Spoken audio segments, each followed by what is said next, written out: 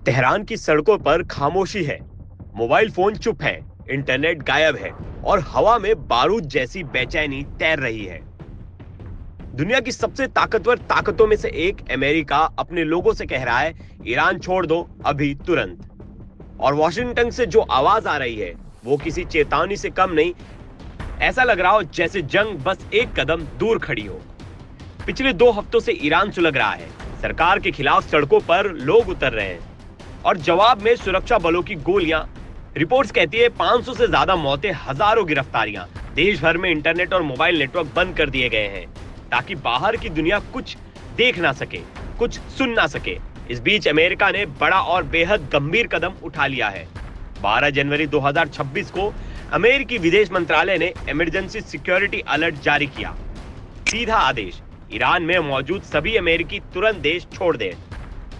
यह कोई सामान्य ट्रैवल एडवाइजरी नहीं, ये एक संकेत है कि हालात हाथ से निकल सकते हैं। अमेरिका की चेतावनी और भी डरावनी है, खासतौर पर उन लोगों के लिए जिनके पास दोहरी नागरिकता है, यानी अमेरिकी और ईरानी दोनों। ईरान की सरकार डुअल सिटीजनशिप को मानती ही नहीं। अमेरिकी पासपोर्ट या अमेरिका से जुड़ा कोई भी रिश्ता सीधे गिरफ्तारी, पूछताछ और प्रताड़ना की वजह बन सकता है। सबसे बड़ी परेशानी यह है कि ईरान में अमेरिका का कोई दूतावास नहीं है। मतलब अगर कोई अमेरिकी फंस गया तो मदद मिलने की उम्मीद लगभग खत्म। हालात इतने बिगड़ चुके हैं कि आसमान का रास्ता भी बंद होने लगा है। लुफ्थांसा, एमिरेट्स, टर्किश एयरलाइंस, कतार एयरवेज, एक के बाद एक इंटरनेशनल एयरलाइंस ने 26 जनवरी तक अपनी उड़ानें रद्द कर दी। तेहरान का इमाम खुमैनी इंटरनेशनल एयरपोर्ट लगभग कट गया है दुनिया से।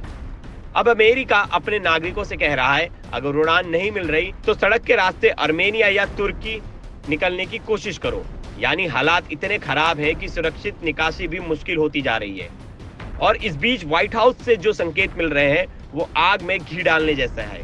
अमेरिकी राष्ट्रपति डोनाल्ड ट्रंप ने साफ शब्दों में कहा है, ईरान अगर रेड लाइन पार करता है तो अमेरिका के पास सैन्य कार्रवाई के अलावा कोई रास्ता नहीं बचेगा। यानी अभी भले बम नहीं गिर रहे, लेकिन फैसला उस दिशा में बढ़ चुका है।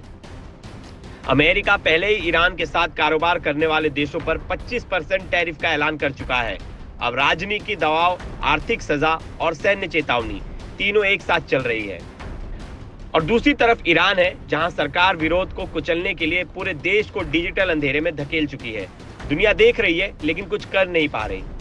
सवाल अब सिर्फ इतना नहीं है कि ईरान में क्या होगा, सवाल यह है कि क्या अमेरिका और संयुक्त राज्य अमेरिका वाकई उस मोड़ पर पहुंच चुके हैं कि जहां पीछे लौटना मुश्किल होता है।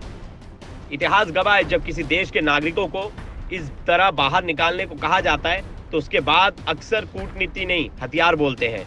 तेहरान की सड़कों पर सन्नाटा है, लेकिन वॉशिंगटन की खामोशी सबसे ज्यादा डराने वाली है, क्योंकि जंग अक्सर शोर से नहीं, ऐसी ही खामोशी से शुरू होती है। ब्यूरो रिपोर्ट, क्राइम तक।